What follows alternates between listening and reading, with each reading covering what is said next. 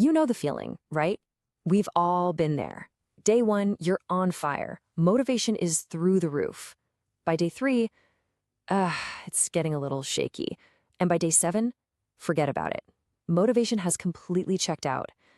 All of a sudden, that brand new goal you were so excited about feels, well, impossible.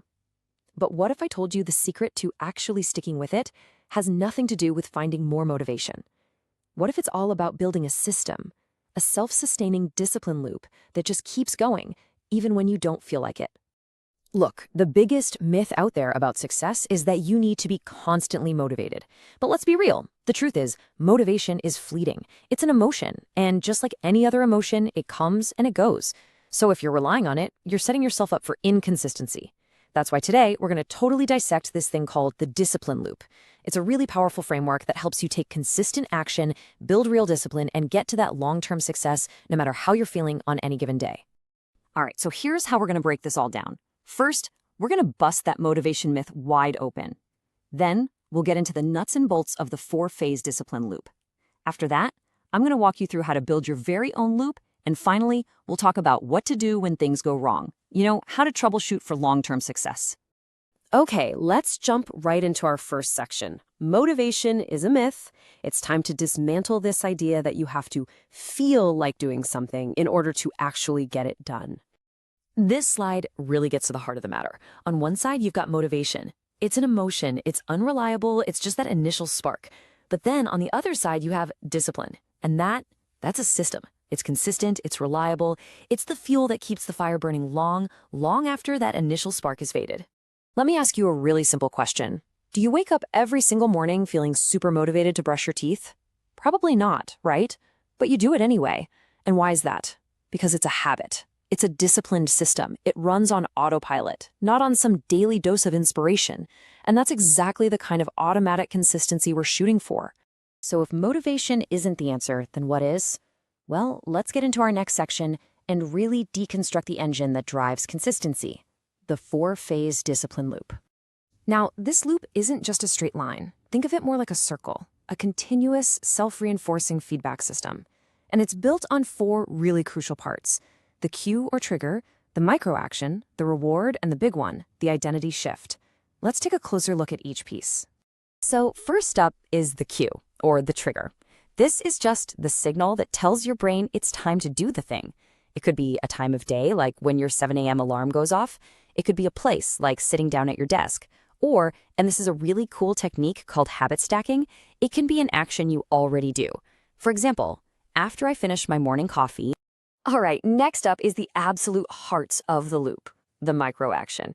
This is the smallest, tiniest possible version of the habit you want to build. So if your goal is to write a book, your micro-action is not write a chapter. Nope, it's write one single sentence.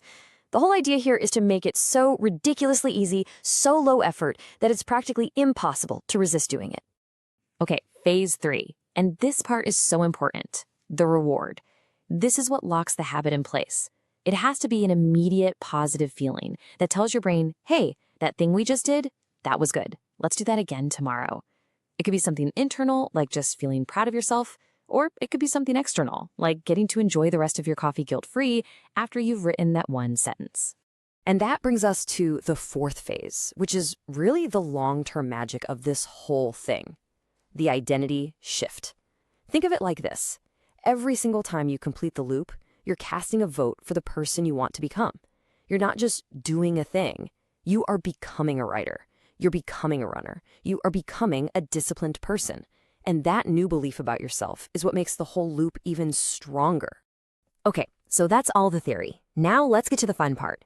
We're going to switch from just learning about this to actually doing it.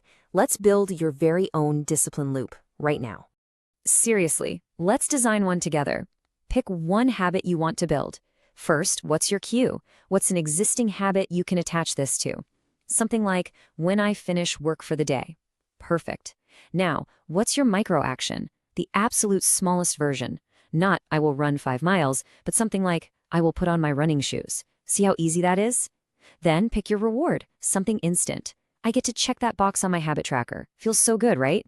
And finally, state the identity you're building. I am someone who shows up. But what happens when you mess up? When the loop breaks?